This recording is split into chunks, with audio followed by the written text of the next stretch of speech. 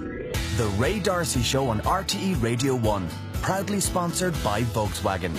Volkswagen.ie. Thank you very much indeed, Siobhan. Now, let me see, it's exactly 5 minutes past the hour of 4 o'clock, and sitting in front of me now, in fact, I'm talking to, and not listening to the end of the sport, is Paddy Sherlock. Paddy, how are you doing? Are you all right? I'm doing great. How are you? Good man yourself. Paddy, by the way, born and bred in Dublin. I'll give you a little bit of his history here, so he won't have to give it all to you. He said he was buttered in Paris. I'll go along with that for a second. He's lived his entire adult life in the city, still recovering from the November 13 attacks, and he's returned to Dublin to play a rare gig, which is tomorrow night. JJ Smith's, isn't it? JJ Smith's, yeah, lovely venue. Okay, we'll talk about that in a minute too. Yeah. What's more, he's managed, to make a living as an Irish musician, working in the French rock and jazz scenes for 30 years now. So you've been longer in Paris than you have been in Ireland, really, haven't you? Because you're not over 60, are you? Not yet. I went there for 3 months. Look, I have to ask then, let's just take a look at the mood in France this week and the mood in France at the moment. Tell me about it. It's very sombre. I think people are very, very shocked. There's no words for the shock. They're in some sort of post-traumatic stress thing. And I think it also could have happened anywhere. Paris is the city of light and is the city of philosophy and forward looking and everything else. So that's it was picked, but it could have happened anywhere, and it could happen to anybody. And I think that's the innocence of the people who were cut down has hit everybody very, very hard. And you, as a musician, you have been to the Bataclan, I presume, many times. Yeah, I played it. I was there 2 weeks before with my kids to watch the Stripes. The Irish band, the Stripes. Yeah, they were brilliant, by the way. Yeah. So no, I know the venue very well, and Whelan's in Dublin or the Olympia, or it's about the size of the Olympia, but it's your common or garden rock venue. It's just, why would a rock venue have been picked? Do you know, the news, when they look at the end of the year, is just going to go back to just what happened in terms of the capital city of France. Don't worry, you can turn your phone off. In terms of the beginning of the year and the end of the year. The end of the year, we know from a few weeks ago. Let's go back to January for a second, just in terms of, because I know that you would have personally known some of the Charlie Hebdo people. Yeah. And I was just talking earlier on about there's an ad on the television for a big, very expensive shop and bag. Here it is, here, look, which is a nativity joke, a mulberry bag and all that, and people are making a joke about the Catholic religion there. And surely, because all religion is kind of blind faith, you should be allowed to make a joke about any religion if you want. It's no big deal. Yes. And Charlie Hebdo people are just, they make a joke about everything. Everything right across the board. They're like a Monty Python of France. Absolutely. And when it came down to it, they studied back the number of, since the magazine exists, the number of jokes against any particular thing, and their Islamic jokes was 4% of what they put out. So they had given an awful lot more slagging off of Christian churches and any church. They were a completely atheist magazine. So what is it about people that are so lacking in confidence about what they believe in that they need everybody else not to say anything about it? I have no idea. I have no idea. Very strange. Could you possibly? So you were at the funeral of one of the main guys, Charb. Yeah, Charb. Stephen Charb. Is he the editor? Was he? He was the editor. Yes, and he was a very good friend. You were asked to play at that funeral, and you did. Did you play what you played because of the song "Dirty Old Town" or because he chose that? Sorry, he didn't choose it because he didn't know he was going to die. Yeah, his best friends chose that song. He was a fan of Pogues, and they just. Patrick Pellew has become quite famous as well because he was the doctor who worked in Charlie Hebdo as a writer. He asked for that, so they used to come to my gigs. And worldwide cameras. We're talking ministers and VIPs and huge security, etc. Did you feel any trepidation? Did you feel an honour? Did you feel this is the right thing to do? Were you delighted to have been? It was an honour to be asked. It was an honour to be asked. It was very special to be there. I thought it was kind of strange that there's an Irish person at something like that, but Irish people get everywhere. And then it was a terrible ceremony because they had to have all the official stuff. So there's a couple of hours of speeches. It was in a kind of a hangar out on the outside of his town. And it was grim. And then people said afterwards, we started playing, and I had 17 musicians there because we put together a kind of a fanfare. And when we played it, so it was mostly brass picking it up and drums, and I was strumming on the guitar. I'm sure you couldn't hear the guitar, but you could hear me singing. And people afterwards said, thank you for making the insupportable supportable, for making the unbearable bearable. So it was a very cathartic moment. I'm proud to have done it. The mood then was anger and sadness and confusion, and now it's doubled. I think anger, sadness, confusion, and then possibly, unfortunately, an awareness of the fact that this has now obviously turned out to be an ongoing thing. Yeah. And the second one, obviously, when you look back in history, they'll go, how come it happened a second time? That's a different question. But I think now, literally shock this time. Shock and horror more than, I mean, anger, of course, but just, I think they're still reeling, you know. Yeah. Like the Charlie Hebdo types, as I mentioned Monty Python earlier on, to put it in some kind of context for certain people who would want to know, satirists, etc. They were like kind of not bad boys in a class. They were like the messers. Yeah. That's really exactly. what they were. That's exactly. And everybody knows that's exactly what I said when I was talking about it at the time. It really is the messer in the class who got a punishment that way outweighed what he'd done. You know, that kind of way. Absolutely, that's putting it mildly. Also, like, it's very hard to know how to react or how to help or whatever. So you were able to do something here that was a good thing to do. If Irish people want to help, come to Paris. Just fly over to Paris and come out and go and see gigs. You know, U2 are coming back, and thank goodness they're coming back. They're playing, I think, on the 6th, wasn't it? They're playing Sunday and Monday, okay, yeah. and those were the cancelled gigs. So it's brilliant that they came straight back in. If Irish people just get on the planes and come over and go out, well, you know, that's all you have to do. You know, if people want to help. You know, in February, March, April, May, June, July, August, before this second attack, in terms of Paris, I remember talking to David Byrne of Talking Heads, and he was talking about New York, and said it was just amazing after 9/11 about everybody, this, that, and the other. But within about 18 months, they were all biting and shouting at each other all over again, which is kind of the way he wanted it to be in some ways. Well, we had a beautiful gig in a bar we used to play regularly in Paris just after the January attacks, and again a very, you know, communal moment where people got together, and it was a lovely release for people. And then I suppose that just drifted away. You know, these things do, and now the same has happened again. Okay. I went back and did a gig on the Sunday, a week after what happened on the 13th, so I'm not sure what date that was. But on the Sunday gig, we were told, the bar that put it on, the club that put it on, were told by the prefecture, the police, that they had to have the blinds down, they had to have security on the doors, and we were wondering, are people going to go out? And it was jammers, it was packed, really? yeah. And there is a phenomenon of people wanting to dance, wanting to whether it's through resistance or whether it's need to get that energy out of them, they're out, and good for them, you know. Yeah, right, and good for everybody, I suppose. All right. Absolutely. Just as a matter of interest, you mentioned there earlier on you play guitar. I don't know what you've got there. What is that? That was my little guitar, just in case Dave Fanning said, is a guitar. "Can you play us a song?" Give us a song. It's a little travel guitar. It's a travel guitar, indeed it is. Yes, almost it's like in a tune. snooker cue. Oh, very good. Oh my God! It's almost in tune. Go on, give us a blast. Give us a blast or something for crying out loud.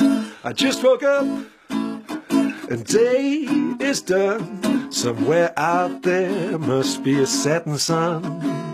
But that ain't gonna make the news. Another breakfast with the blues. Will I keep going? Yeah. I'm drinking coffee drinks, but I don't give a damn. And I'd eat ham and eggs if I'd any ham or eggs. But you don't get to choose what's for breakfast with the blues. Oh, yeah. Come on yourself. Well done, Paddy. Paddy Sherlock. Now, so Paddy I'm actually a trombone player, though. I'm not a guitar player. That's what I'm getting to. I thought you were a brass guy. I'm a brass guy and I'm a singer. The guitar is, I actually, having said that, I love the guitar, and I'm still at the teenage thing. I still go into the bedroom and play in front of the mirror. And really, I'm Jimmy Page. Spread a bit of dandruff all over the place. Yeah. Okay, just hold on a second. Let's go back to who you were and what you were. Yeah. When you went over to Paris first, you came from where? In Dublin, was it? I grew up in Rathfarnham. Right. I grew up listening to Radio Dublin 353 and Dave Fanning interviewing Robert Plant, which I recorded on my little cassette player. I know, I wanted to say this to you. Because, no, seriously, I'm delighted to meet you because I'm delighted to meet you too. With your couple of years more than me, you were a part of my growing up in Dublin. So anyway, Rathfarnham, Transport Band, Sean Cahill was my teacher from the RTE Symphony Orchestra. And I played brass, I played trombone, which was a very uncool instrument back then. Yeah. It was ultimately uncool. And luckily it got cool again through people in Europe discovering the James Brown and the reggae guys and the ska guys. Did you go to Paris? Did you go to Busk? Yeah. And you could busk on the streets of Paris and people wouldn't know who you are, so you didn't feel embarrassed. Exactly. Well, I'll tell you something. That wasn't the reason I went, but when I got there, I realised that was a godsend, and I loved the anonymity, and nobody going, who do you think you are? So then you came out of yourself. And I came out of myself, and it completely turned me into if I can say I'm an artist, the artist I am today. You know, that was part of the liberating thing. I'd have very much had a Southside Dublin chip on my shoulder about exposing myself before. I'd been very shy. You know? Exposing yourself, that's not the great phrase you should be using there in terms of being out in the streets in Paris playing the guitar. That's my franglais, okay, sorry. That's your franglais. Yeah, speaking of which, by the way, you didn't even have franglais when you went. No, not a word. Not a word. Like leaving cert, bad leaving cert French. Right. And I went and I learned it. And okay, well, I have a CD here, and I want to play a little bit of a track from you. It's basically Paddy Sherlock and the Swinging Lovers. Now, but before I get to that, what are we talking here? Are we talking like the Manu Chao side of things, which is what you have been involved into? Yeah, and then the Joe Jackson Jump and Jive was the start of what you did. Would that be somewhere? Yeah, somewhere like that. Very much, but I mean, it's a lot of swing and a lot of funk, and it's my own songs is what I'm trying to do most of the time. So, and I wrote in English and in French, so mostly in English, obviously, because I'm an English speaker. But I have some songs in French, and I think they stand up. You know, that song that you're playing there was in a Hollywood movie last year. Who? Which? Ooh La La Paddy. Yeah, it was in Ooh La La Paddy. Behaving Badly with Selena Gomez and Heather Graham. I don't know who made it. Yeah, so it was a big teenage movie, and my songs in the background. You're a heartthrob, Paddy. Come on, hold on. Here we go. Let's see, does this work? I don't even know how this works there. I don't know this studio. Oh, here number we go. three. No, I have it number 3. Okay. It's the studio I'm more worried about. That says one CD1. There's nothing. Oh, that's probably CD3 now, is it, or something? I don't know. Hold on. No, nothing happened. We're going to have to get somebody. Somebody can come in. Look, it is playing. It's playing away, but I don't know what's going on. Before, yeah, somebody can. I have the guitar here. Yeah, oh God, not again. Okay, let's just go back. We will get. In fact, it is playing there. I don't know what's happened. Technical. Yeah, we put it into a different CD player. Anyway, like while Shan does that, you just tell me a bit more about yourself. I mean, like when I mentioned the Joe Jackson and all that, like the theatrics of what you did in that beforehand. You were involved in theatre and plays, etc. I do work as an actor, yeah. And I adore that. It's a really important part of it. So right. And you were involved in turn. You were in the past doing Shakespeare stuff and all those things. If you go right back, so you had it in you, did you? I used to work with Michael. We were together in school. Michael McElhatton, who's a great actor, and he's now in Game of Thrones doing Roose Bolton. Yeah. I was in King Lear with him, and we're still mates. We're still good mates, like years later. Very good. So I had that start in turn with theatre, which is the one thing they were good at. I wasn't crazy about school, but that what they got right. You weren't good at the rugby either, were you? No. Yeah, whatever. I was the B team. But hadn't you worked with Brendan Gleeson before too? Okay, I was in right place, when you were over there. right place, right time. Brendan Gleeson does not know me, but he wouldn't remember me. I was in Drowning with. That's the Passion Machine. The Passion Machine. Do you remember the Passion Machine? We were in the SFX. Yeah. So I was in the band that was on stage. Oh, really? Paul Bushnell was in that band. Okay. So, like, Ken Edge was in that band. Was there any reason to go to France in a kind of from the theatrical side of things? No. Follow the footsteps of Samuel Beckett or one of these kind of things? That was in my head. I had a desperately romantic idea of James Joyce, Oscar Wilde, Samuel Beckett. But again, I would have had that huge thing about who do you think you are. But I just went, and I went for a few months just to see what it was like. There was no work in Dublin. Why not go? I was in love with a French girl at the time. Right. A few French girls later, I'm still in love with a different French girl. Really? So the initial part was very much a sense of adventure and something like, I think it was 21. And I just wanted something different. And everybody else was going to London at the time. It was the 80s. True. Yeah. And everybody else was going to the Woolpack. Like they were all going to financial jobs and law jobs and everything else. And I went off with the trombone, and I had a job as a teacher teaching English in a rough suburb of Paris. Really? And I enjoyed it. Having said that, I loved that job. Yeah. But after a few months, I was in bands and I didn't have to do that anymore. All right, I'm going to play the track. You know, the best thing about being on Radio 1 is they take the CD out of the machine that doesn't work and bring it to a different room. There you go. And they brought it to a different room and they're going to play it. Just one thing just before I play, I wanted to ask this question. I want to stay with Samuel Beckett for a second. He was alive when you went to Paris, was he? Yeah, and unfortunately, you never had a cup of coffee with Samuel. And I just think, exactly, I'm a fool. I probably could have. Right, indeed. He was okay. He's to hang out in Paddy. Cool.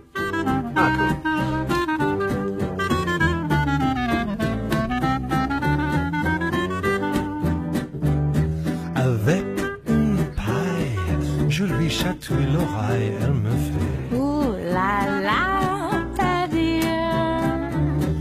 Tout doux, je lui embrasse la joue, elle me fait oui, c'est ça, chérie. Avec finesse, je lui caresse ses tresses, elle me fait. Oh là là, Paddy, fais-moi ça, mais fais plutôt par là, oui c'est ça. Oh là là, Paddy, On your own now, baby. avec une paille, il me chatouille l'oreille. Oh là là, Paddy, tout doux, il m'embrasse la joue. Oui, oui, c'est ça, chérie. Avec finesse, il me caresse les The Ray Darcy Show on RTE Radio 1 with Volkswagen. Like your favorite radio show, you won't move from a Volkswagen Tiguan. Now, we are talking to Paddy Sherlock. And Paddy, just before we go any further, you're playing tomorrow night in JJ Smith's in Ainger Street, Yeah. right? And what does that mean, you're playing? You and who else? Me, I brought two French guys with me over from Paris, Jean-Philippe Nader, who's on percussion, and Thomas Arasser, who's a great guitar player. And otherwise, my two Irish guys are Dave Fleming and Dominic Mullen. And Dave right. Fleming is fabulous. Yeah. He's the best bass player in the No world. Dave for years, yeah. So lucky. Okay, so that's tomorrow night. So are you living and going to stay in Paris? I live in Paris. I'll tell you what, I mean, one of the reasons I come back more often is my daughter just moved over here to study in Dundee Art College. Oh, so right. it's kind of convenient to mix work and trips, you know. And the gigs we mentioned earlier on, like the Bataclan, is it important that reopens, and will Absolutely. it reopen as a music venue? It will. It will. The owners own, I suppose it's like MCD or something like that in Dublin. The owners own a bunch of theatres, so Right. they have said, like, straight away, they said as soon as we're allowed and as soon as it's kind of It will open. emotionally acceptable, we will open, you know. Right, and also, by the way, just as regards the places in Paris, the Olympia be kind of up there at the top, would it? Would it It's be? my favourite venue, yeah. Yeah, and It's, you played there. You met Ray Davies, have you? how did you know that? I know Ray. Me and Ray are like that. Ray Davies I've met because of Bill Shanley, who's Mary Black's fabulous guitar player, and Right. Ray Davies is fabulous guitar player, and Bill Shanley comes from Clonakilty. Right. Shanley's in Clonakilty, a tiny music pub, but the Right. best venue in Ireland. Right. And so Bill is. No, if Bill's off with Ray at the moment, otherwise he's my Irish guitar player. You know, Oh, he's right. great. Bill Okay. Shanley is the dog. And how was Ray? Was he cool? He was really cool because Bill says, "Come on in, Ray wants to meet you." And I walk in and I'm going, "I can't go to Ray Davies." He goes, "Yes, you can, go on." And I walk in and Ray Davies goes, "Tell me all about Godot." And I was playing in Waiting for Godot at the Yeah, time. you were. And he's a huge theatre fan. Yeah. And we talked for an hour about theatre, you know. Right. And like And were you able to keep up, yeah? Me and Sam have cappuccinos together. He's lovely. Ray Davies is fabulous. I mean, that's the only time I've met him. I was amazed that we spent the hour talking about theatre and like not 2 minutes of me going, "Ray, I'm a big fan. Thank Yeah, you." right, you know? okay, well, the kinks are the kinks, so they can't get much better. No. But Paris, like, if I asked you the question, is Paris going to recover? Yes. Your first part would be, I presume, say, well, it has to. It has to, and it will, and it will. And the main thing now is hopefully, can we ask that it'll calm down? You know, can we hope that there'll be less of that in future as opposed to more? And that goes for every city in the West. You know, I mean, you know, it happened in London, it happened in Madrid, it happened in various different places in Europe. It particularly hit home, I think, for people in Paris because of the fact that there's people sitting out in terraces, in restaurants, at theatre. Yeah. It was very particular targets. So I think that maybe has more of an emotional whack than other buses in London. I'm not trying to equate. I'm not trying to compare values of deaths. I'm just talking in terms of shock factor. You know. Yeah. And by the way, you mentioned earlier on, like, that you two are going to. It's a big point that they're playing on, on Sunday, Monday there. And thank you. Also, you by the way, the Sunday gig is going to be live on American television, I think, as well, on the HBO special thing. Yeah. So come on, give us your Bono story. You got to have one. Everybody does. Everybody has a Bono story. My Bono story. I was playing in the Hotel du Louvre in Paris, which is a very posh hotel. And I walk in and it's just a cocktail gig, like it's very much a background. There's a trio or a quartet, I can't remember, in the corner and people sip their cocktails and everything else and we play quietly. It wasn't a jump on the table, get people dancing gig.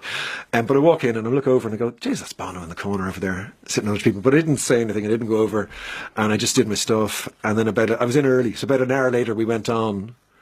And just as we're going on, he gets up and starts walking out, and it was more than I could take. So I said with my best Dublin accent, "Hey, Mr. Hewson, I wouldn't walk out of your gig after 5 minutes." Like this, and he turned around and looked at me with this horror on his face and made this sign like, "I'll be back in 5 minutes," kind of thing. Yeah. He came back and he spent about an hour and a half, and he loved the gig, and he was delightful, and he sent us up champagne and everything else. So brilliant man, lovely man. But it was great crack. And I always said, if you play enough gigs in enough bars and all over the world, either Bono or Mick Jagger will turn up to one of them. The Casablanca story there somewhere, I suppose. Very good. So that's my Bono story. Okay, so the Dublin gig tomorrow. You're only back for a couple of days. You're doing JJ Smith's, and you have a band of a few musicians from Ireland and from Paris as well. And just as regards the music that you play, is it all originals? Mostly originals? It's all originals now. Yeah, I mean, if I do a cover, it's because I choose to do a cover. But like, we've a big repertoire now of songs I wrote, songs we wrote. I've had some good songs. And are you a jobbing musician, a working musician in Paris, or are you a working actor as well? I'm all three. I have my own band, the Paddy Sherlock band. I work as an actor. I've been very lucky in theatre. I've had some two really nice shows that have run a long time, and one's still running. And as a jobbing musician, I've been very lucky as well. I apparently have a sound on the trombone that people like, so they call me. So really, sound on the trombone that people like, So, like, I mean, also what that means is the fact that, like, you know, if you are playing music and it's your own stuff over there, yes.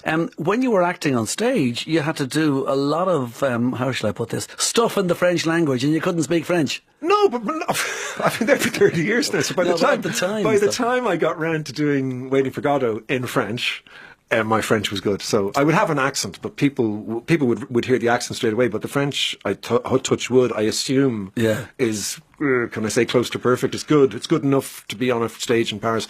So I mean, that's 30 years later. It would want to be that good. You know? All right. Well, listen, Paddy, abiento, or whatever the word happens to be, and tomorrow night, Mr. JJ Smith's. Thank you very much. You're very welcome, Paddy Sherlock. Tomorrow night in JJ Smith's in Dublin, and then back to Paris. You will be going, which is where you live. It's been a real pleasure. It's been a pleasure. Thank you very much indeed.